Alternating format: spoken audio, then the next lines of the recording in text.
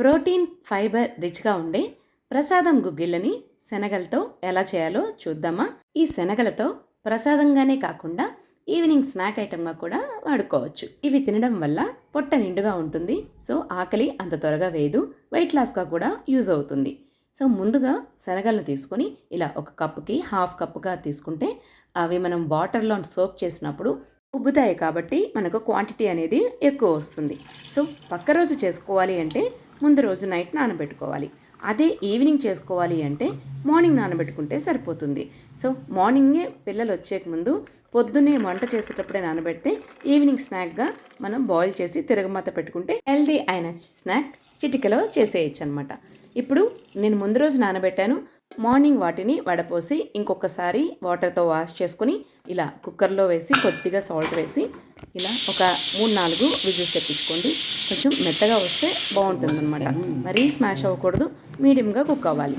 ఇది ప్రెషర్ పోయాక విజిల్ తీసుకుంటే మనకు ఇలా కుక్ అయిపోయి ఉంటాయి అనమాట. దీన్ని ఫిల్టర్లో వేసుకొని లేదా స్ట్రైనర్లో వేసుకొని ఇలా స్ట్రైన్ చేసుకోండి. వాటర్ అంతా పక్కకు పోయిన తర్వాత ఇలా ఉంటుంది. వీటిని జస్ట్ ప్రెస్ చేసుకుంటే మనకు కుక్ అయ్యాయో లేదో తెలుస్తుంది అనమాట. ఈ విధంగా జస్ట్ 2 వేళ్లతో ఇలా నొక్కితే మనకు కుక్ అయినట్టు తెలుస్తుంది. సో ఇప్పుడు మనకి ఏమేమి కావాలో తిరగమాత పెట్టడానికి తీసుకున్నాను. బాండీలో కొంచెం అంటే కొంచెం ఆయిల్ వేసి ఉద్దిపప్పు అంటాం కదా, మినపప్పు అది వేసి ఆవాలు, జీలకర్ర, ఎండుమిర్చి 1 లేదా 2 వేసుకోండి. దాంతోపాటు ఒక వెల్లుల్లి కూడా వేయండి.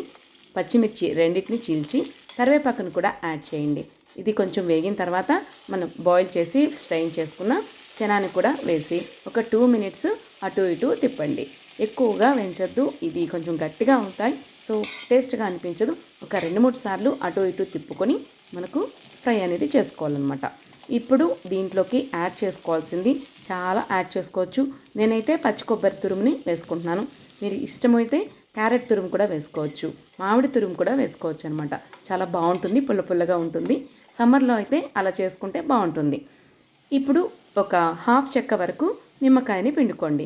ఆ నిమ్మరసం పిండినప్పుడు మనకు నోటికి రుచిగా వస్తుంది. తినేవాళ్ళు చాలా ఇష్టంగా తింటారనమాట. ప్రసాదంలాగా కాకుండా స్నాక్గా కూడా వాడుకునే ఐటెం ఇది. ప్రోటీన్ అనేది చాలా రిచ్ అండి.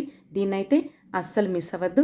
లాస్ట్లో కొంచెం కొత్తిమీర చల్లుకుంటే ఆ వేడిగా ఉన్నప్పుడే మనకు వేడివేడిగా ప్రసాదం శనగలు రెడీ అయిపోతాయి. మనం నైవేద్యంగా పెట్టుకొని తర్వాత ఈవినింగ్ ఇలా చేసుకుని కూడా తినొచ్చు అనమాట. మంచి ఆరోగ్యకరమైన స్నాక్ రెడీ అయిపోయింది కదా. మన ఛానల్ ఫస్ట్ టైం కనుక చూస్తూ ఉంటే సబ్స్క్రైబ్ చేసుకుని మీ ఫ్రెండ్స్ అండ్ ఫ్యామిలీ మెంబర్స్కి షేర్ చేయండి. మీ లైక్స్ అండ్ కామెంట్సే నాకు మోటివేషన్. మరో ఐటెంతో మళ్ళీ కలుద్దాం. అంతవరకు టేక్ కేర్. Bye bye.